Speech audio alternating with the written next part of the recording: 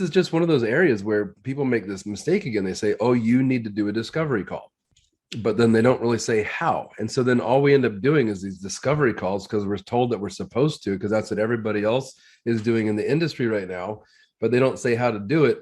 And most of them fail.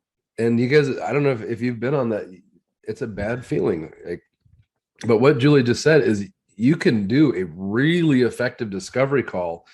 And I want to piggyback on what she said. I'd recommend calling it something else, because now everybody's offering a discovery call. And it doesn't, when they first came out, it's because it differentiated you from someone else. Well, this nutritionist gives a discovery call, so I can call and discover if they're the right fit for me, kind of thing.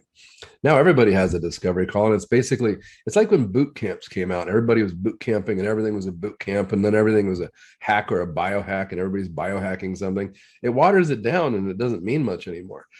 So call it something else. And Michael, it doesn't have to be cute. I know Julie said cute, but it doesn't have to be cute. Michelle said, what are some other names we can call it? So call it something that reflects what it is that you offer.